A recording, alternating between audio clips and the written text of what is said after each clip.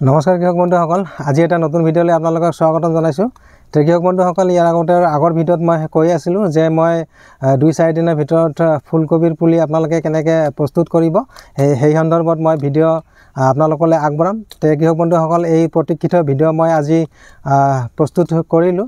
কৃষক বন্ধুসকল, প্ৰথম কথা হ'ল যে ফুলকবি, বন্ধাকবি আৰু ওলকবি এই তিনি জাতৰ কবিৰ পুলি তৈয়াৰ কৰাৰ বা নাৰ্চাৰী কৰাৰ প্ৰচেছ এটাই। কৃষক বন্ধুসকল, আজিৰ ভিডিঅ'টো যদি আপোনালোকে সম্পূৰ্ণৰূপে চাই আপোনালোকে এই কবিৰ পুলি কেনেকৈ প্ৰস্তুত কৰা হয় সেই সন্দৰ্ভত আপোনালোকে সমগ্ৰ তথ্য জানিব আৰু নিজেও পৰৱৰ্তী সময়ত আপোনালোকে পুলি প্ৰস্তুত কৰিব পাৰিব। কৃষক বন্ধুসকল, এটাই অনুৰোধ, আপোনালোকে যাতে ভিডিঅ'টো সম্পূৰ্ণৰূপে চায়।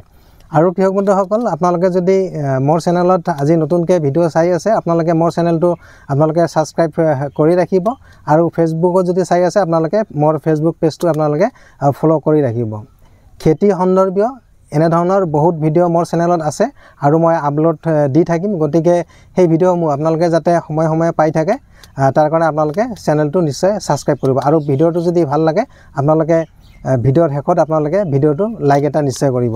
কৃষক বন্ধুসকল, আজি আগষ্ট মাহৰ 12 তাৰিখ। এই 12 তাৰিখে মই আজিৰ এই ফুলকবিৰ পুলি কেনেকৈ প্ৰস্তুত কৰা হয় আৰু মই পুলি প্ৰস্তুতিৰ কাৰণে মই আজি বীজ সিঁচিম। কৃষক বন্ধুসকল, যিহেতু এই ফুলকবি অলপ আগতীয়া জাত, গতিকে এই আগতীয়া জাত ফুলকবি পুলি প্ৰস্তুত কৰোঁতে আপোনালোকে কিছুমান কথা আপোনালোকে জানিব লাগিব বা কিছুমান পদ্ধতি আপোনালোকে অৱলম্বন কৰিব লাগিব। প্ৰথম কথা হ'ল কৃষক বন্ধুসকল, আপোনালোকে এই আগতীয়া জাত হিচাপে বা আগষ্ট মাহত আপোনালোকে যদি ফুলকবিৰ খেতি কৰিব বিচাৰে বা আপোনালোকে পুলি যদি প্ৰস্তুত কৰিব বিচাৰে আপোনালোকে কি জাতৰ ফুলকবি কৰিব? সেইটো হৈছে মই যোনটো কৰি আছোঁ সেইটো হৈছে চেমিনিছ কোম্পানীৰ 4051 বুলি কয়। এইটো আগতীয়া এটা জাত আৰু বহুত ভাল জাত। ইয়াৰ আগতো মই কৰিছোঁ। এই জাতটোৱে কি কৰে, যোনটো ফুলকবিৰ চাইজ হয় এইটো 600 পৰা 700 গ্ৰাম হৈ যাব আৰামছে। আৰু ই কি কৰে, অতিৰিক্ত পানী আৰু ৰ'দ বৰষুণ সহ্য কৰে। গতিকে আপোনালোকে এইখিনি সময়ত বিশেষকৈ এই আগষ্ট মাহত আপোনালোকে এই চেমিনিছ কোম্পানীৰ 4051 যোনটো ফুলকবিৰ ভেৰাইটি আপোনালোকে সেইটো খেতিৰ কাৰণে আপোনালোকে নাৰ্চাৰী প্ৰস্তুত কৰিব পাৰে। আৰু কৃষক বন্ধুসকল, কোনে কোনে ফুলকবি আগতীয়া ফুলকবি কৰি আছে বা কৰিব বিচাৰি আছে আপোনালোকে কমেণ্টত জনাব। আৰু যদি কিবা দিহা পৰামৰ্শৰ মোৰ প্ৰয়োজন হয় আপোনালোকে মোৰ ফোন নম্বৰ বিচাৰিব, মই ফোন নম্বৰ দি দিম। কৃষক বন্ধুসকল, আজি মই যিহেতু বীজ সিঁচিম আৰু পৰৱৰ্তী সময়ত কেনেকৈ এই পুলিবিলাকৰ পৰিচৰ্যা মই কৰোঁ বা কেনেকৈ ডাঙৰ দীঘল কৰোঁ, হয়তো কি কি ব্যৱহাৰ কৰোঁ সেইখিনি বস্তু আপোনালোকে পৰৱৰ্তী সময়ত মোৰ চেনেলত পাই যাব। কৃষক বন্ধুসকল, প্ৰথম কথা হ'ল যে এতিয়া যিহেতু মাজে মাজে বৰষুণ পৰি আছে আৰু ফুলকবিৰ নাৰ্চাৰী বা পুলি বিশেষকৈ পানী সহ্য নকৰে। গতিকে আপোনালোকে প্ৰথমতে মাটি য'ত আপোনালোকে নাৰ্চাৰী প্ৰস্তুত কৰিব বা পুলি প্ৰস্তুত কৰিব সেইখিনি মাটি ৰ'দত শুকাই ল'ব লাগিব। আৰু মোৰ যোনখন মাটি আপোনালোকে দেখিছে, মই মাটি ৰেডি কৰিছোঁ। ইয়াত মই কি কৰিছোঁ, মাজে মাজে যেতিয়া বৰষুণ দিছে তেতিয়া মই প্লাষ্টিকেৰে ঢাকি ৰাখিছোঁ আৰু যেতিয়া ৰ'দ দিছে দিনৰ ভাগত তেতিয়া মই প্লাষ্টিকখন গুচাই দিছোঁ। গতিকে এনেকৈ মই এই মাটিখিনি শুকাই লৈছোঁ। নাৰ্চাৰী প্ৰস্তুতিৰ আগতে আপোনালোকে য'ত পুলি তৈয়াৰ কৰিব সেই মাটিখিনি ওখ মাটি নিৰ্বাচন কৰিব যাতে পানী জমা নহয় আৰু মাটিখিনি আপোনালোকে শুকাব। আৰু কি কৰিব, ওপৰত আপোনালোকে বগা প্লাষ্টিকৰ ব্যৱস্থা কৰিব যাতে কোনোপধ্যে তাতে পানী নাপায়। কৃষক বন্ধুসকল, মই প্ৰথমতে দেখুৱাই লৈছোঁ মই কেনেকৈ এটা ছেট তৈয়াৰ কৰিছোঁ বগা প্লাষ্টিক দি। গতিকে সেইখিনি মই আপোনালোকক দেখুৱাই লৈছোঁ। আপোনালোকেও যদি পুলি প্ৰস্তুত কৰিব বিচাৰে প্ৰথমতে আপোনালোকে সেই ছেটটো মেইন বস্তু। আপোনালোকে বেলেগ কালাৰৰ পলিথিন দিব নোৱাৰে, তাৰমানে বেলেগ কালাৰ দিলে সেইটো কি হ'ব, ছাঁ পৰিব আৰু কি হ'ব, আপোনালোকৰ পুলিবিলাক ভাল নহ'ব। গতিকে আপোনালোকে সদায় ওপৰত বগা প্লাষ্টিক ব্যৱহাৰ কৰিব। কৃষক বন্ধুসকল, আপোনালোকে চাওক, মই প্ৰথমতে মাটিখিনি দেখুৱাই দিছোঁ। এয়া চাওক, এইখিনি মাটি মই বহুদিন আগৰ পৰাই তেনেকৈ শুকাই আছোঁ।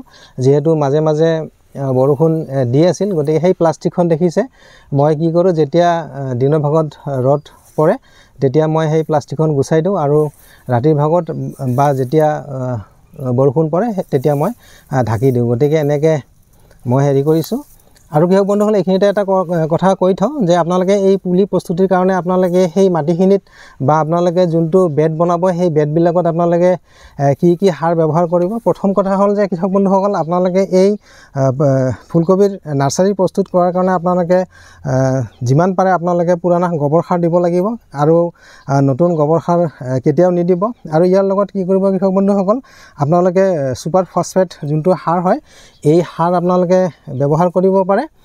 আৰু ছুপাৰ ফছফেট সাৰ প্ৰয়োগ কৰিলে কি হয়, যোনটো পুলিবিলাকৰ গ্ৰ'থ হ'ব গজালি মেলাৰ পিছত এইটো কম সময়ৰ ভিতৰত আপোনালোকৰ পুলি প্ৰস্তুত হৈ যাব। আৰু কৃষক বন্ধুসকল ইয়াতে এটা বস্তু দেখিছে, এইটো হৈছে ফুৰাডন দানা। সেইটো এক ধৰণৰ বিষ হয় আৰু ই কি কৰে, যিহেতু আমাৰ ফুলকবি বহুত কষ্টলি হয় বা বহুত দাম হয়, যিহেতু 10 গ্ৰাম বীজৰ দাম আপোনালোকৰ পৰা হয়তো 450 টকা বা 500 টকা তেনেকৈ ল'ব। গতিকে আপোনালোকৰ যাতে বীজ এটাও বেয়া নহয় তাৰ কাৰণে আপোনালোকে ফুৰাডন দানা কিন্তু কম পৰিমাণে হ'লেও ব্যৱহাৰ কৰিব লাগিব। ফুৰাডন দানাতে কি হ'ব, আপোনালোকৰ বীজবিলাক যাতে কোনো পোক পৰুৱাই খাব নোৱাৰে বা নষ্ট কৰিব নোৱাৰে তাৰ কাম কৰিব বা বীজবিলাকক এটা সুৰক্ষা প্ৰদান কৰিব। এয়া দেখিছে মই বগা প্লাষ্টিকেদি মই এটা বঢ়িয়াকৈ ছেট বনাই লৈছোঁ। বগা প্লাষ্টিক এইকাৰণে ব্যৱহাৰ কৰা হয় যে সূৰ্যৰ পোহৰটো সম্পূৰ্ণ পোৱা যায়, আৰু যদি আপোনালোকে বেলেগ কালাৰৰ প্লাষ্টিক ব্যৱহাৰ কৰে হয়তো ছাঁ পৰিব আৰু ছাঁত যিকোনো গছ গছনি হওক বা পুলিয়ে হওক ভাল নহয়। গতিকে আপোনালোকে প্ৰথমতে এই ছেটটো তেনেকৈ বনাই ল'ব। কৃষক বন্ধুসকল এতিয়া মই কেনেকৈ কি কৰোঁ, কেনেকৈ বীজ ৰোপণ কৰোঁ মই আপোনালোকক সমগ্ৰ প্ৰচেছ বা পদ্ধতি আপোনালোকক দেখুৱাইছোঁ। আপোনালোকে ভিডিঅ'টো সম্পূৰ্ণৰূপে চাই থাকক। তো কৃষক বন্ধুসকল আপোনালোকে ফুলকবি নাৰ্চাৰী প্ৰস্তুত কৰাৰ আগতে বা আপোনালোকে বীজখিনি সিঁচাৰ আগতে আপোনালোকে এটা অত্যন্ত দৰকাৰী কাম আপোনালোকে কৰিব লাগিব। সেইটো হৈছে যে আপোনালোকে বীজখিনি কিন্তু প্ৰথমতে আপোনালোকে শোধন কৰি ল'ব লাগিব।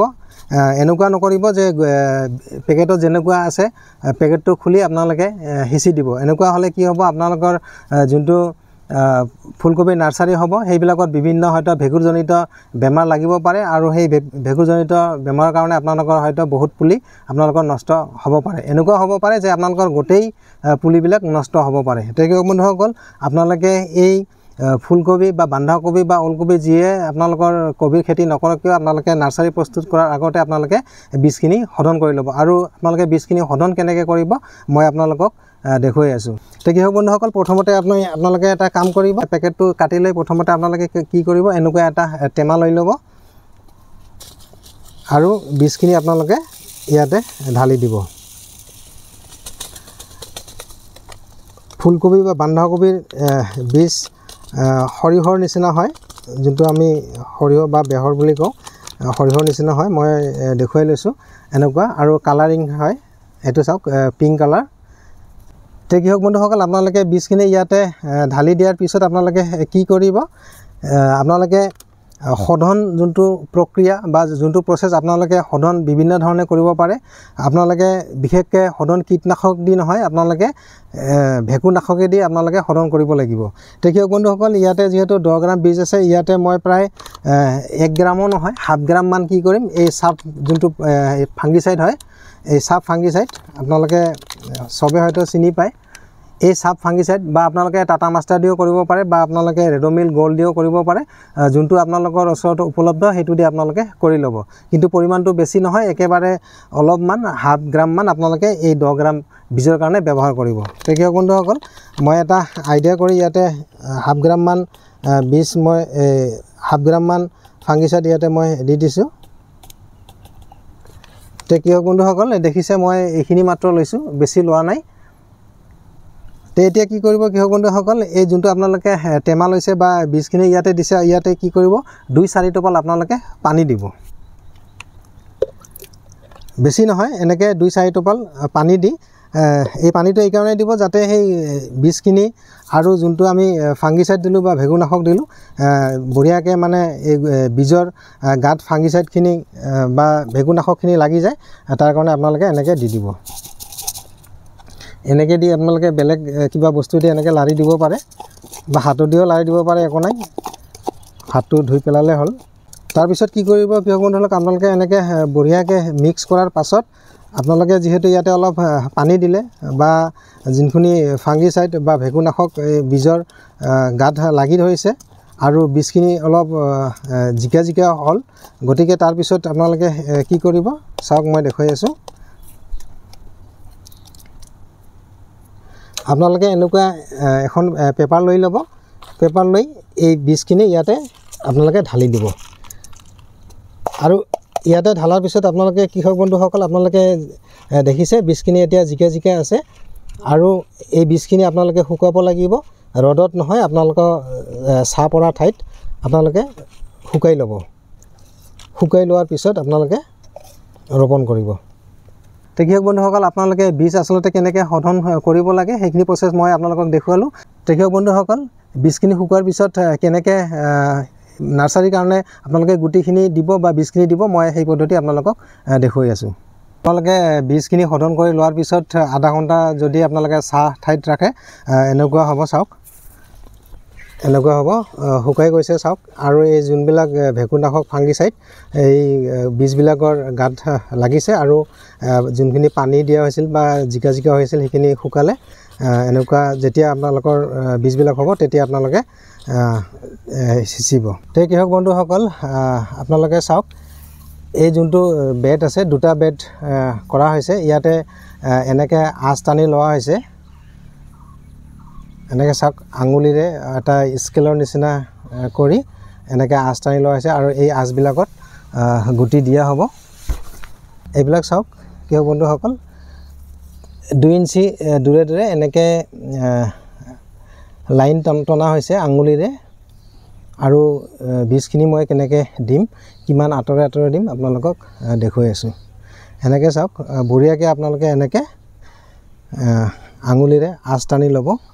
কৃষক বন্ধুসকল, আপোনালোকে কি কৰিব, এই যোনবিলাক লাইন টনা হৈছে এই লাইনবিলাকৰ আপোনালোকে 2 চেণ্টিমিটাৰ দূৰে দূৰে বা 1 ইঞ্চি দূৰে দূৰে আপোনালোকে এনেকৈ বীজ দি যাব।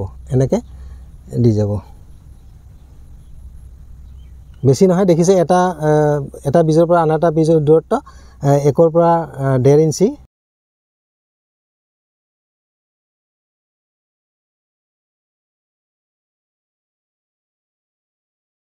আপোনালোকে দেখিছে যে মই শাৰী টানি টানি মই বীজবিলাক প্ৰথমতে দি লৈছোঁ।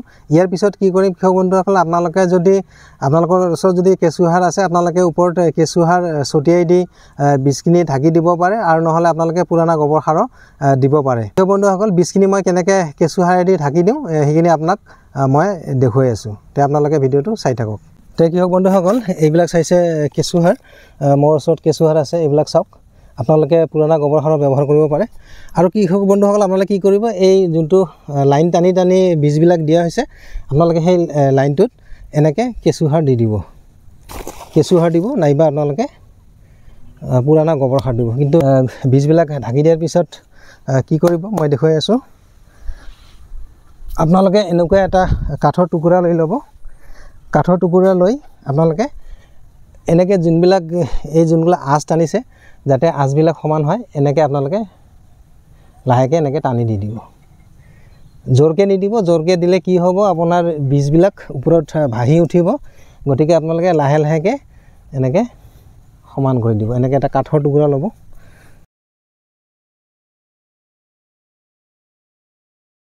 তে কৃষক বন্ধুসকল, আপোনালোকে এনেকৈ বীজখিনি ঢাকি দিয়াৰ পিছত আপোনালোকে কি কৰিব, এনেকুৱা পেপাৰ লৈ ল'ব। এইবিলাক হৈছে নিউজ পেপাৰ। বজাৰত এইবিলাকৰ কেজি 60 টকা। গতিকে আপোনালোকে এই নিউজ পেপাৰ ল'ব। তাৰপিছত কি কৰিব, এই পেপাৰ দি আপোনালোকে এই যোনটো বেড আছে, বেডটো গোটেই ঢাকি দিব। গতিকে কেনেকৈ ঢাকি দিয়া হয় মই আপোনালোকক দেখুৱাই আছোঁ। আৰু ঢাকি দিয়াৰ পিছত আপোনালোকে কি কৰিব, সমগ্ৰ মই প্ৰচেছ আপোনালোকক দেখুৱাই আছোঁ।